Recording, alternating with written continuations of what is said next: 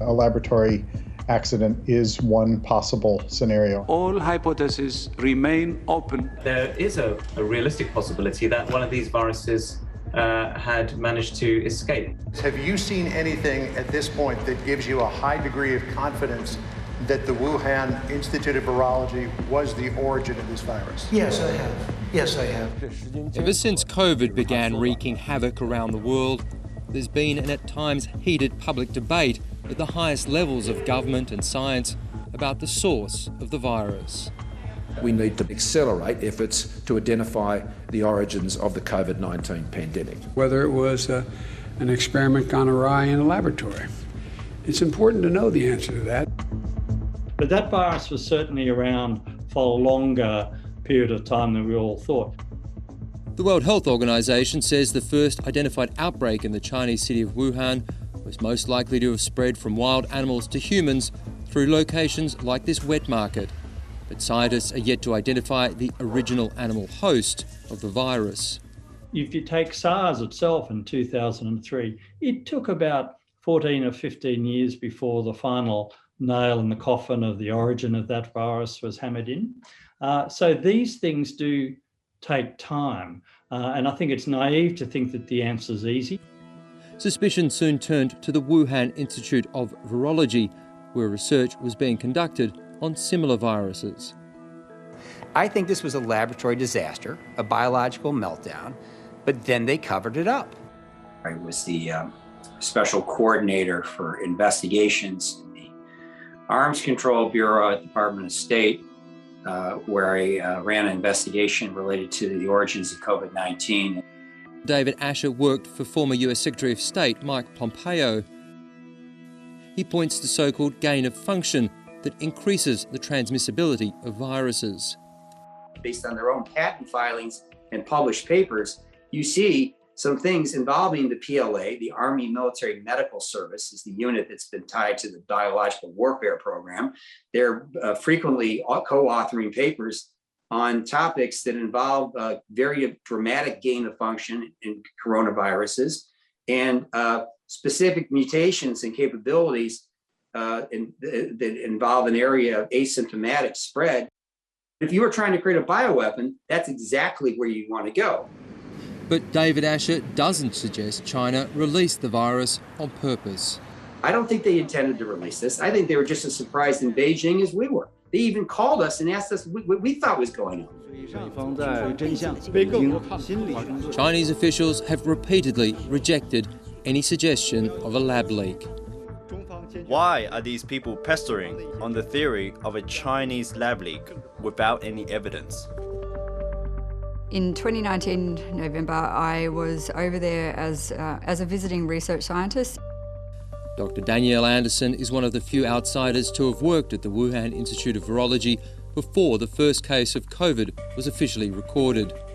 She says she saw nothing but professionalism from colleagues. I work on zoonotic viruses, so that means that viruses that transmit from animals to people.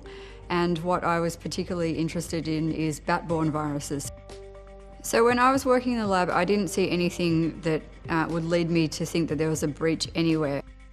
I have been accused of working for China. I've been accused of working for Bill Gates. I've been accused of all sorts of stuff, and the focus is on anything but science, and so it doesn't make talking about work any easier. It was while she was working in the lab in late 2019 that 3 scientists from the facility reportedly got sick with COVID-like symptoms. The report has been rejected by Beijing, but it was strong enough to prompt the head of America's National Institutes of Health, Dr. Anthony Fauci, to call on China to immediately share the group's patient health records. When I was there, I didn't hear anything about anyone going to hospital because they were sick. I'm a visiting scientist, so it's not something that I would be made aware of unless people were talking about it, let's say, over the lunch table. The closest genetic match for the virus in China was a coronavirus sample found in bats from a cave in China's Yunnan province back in 2013. Professor Dominic Dwyer was a member of the World Health Organization's fact-finding mission.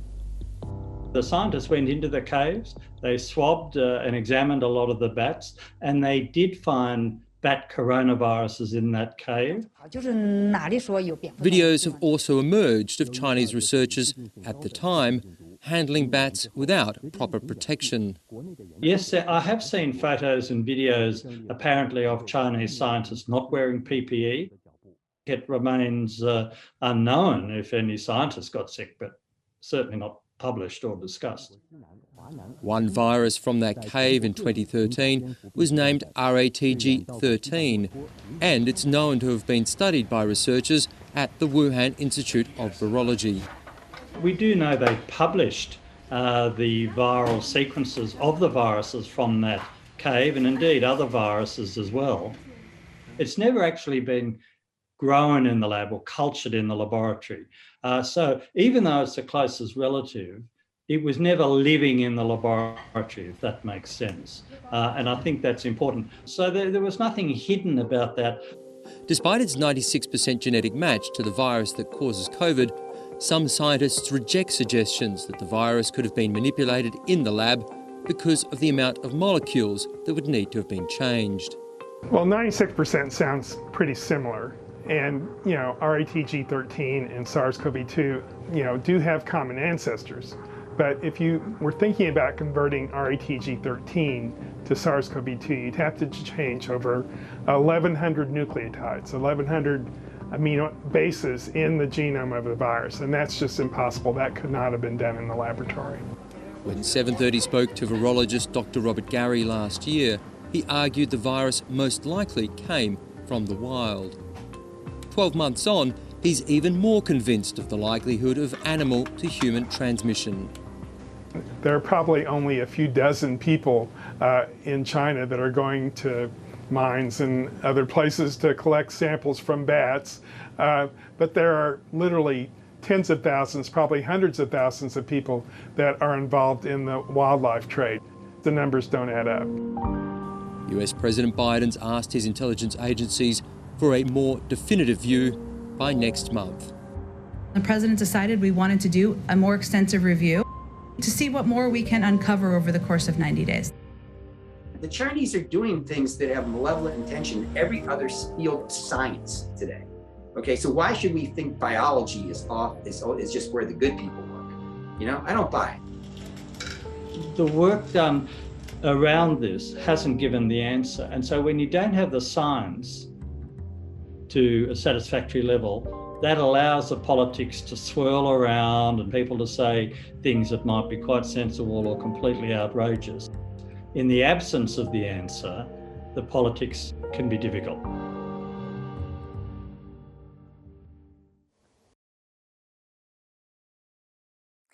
Hi, I'm Lee Sales. Thanks for watching this story. If you'd like to watch more of 730's stories, they are on the left of your screen. And tap on the button below to subscribe and get the latest from ABC News.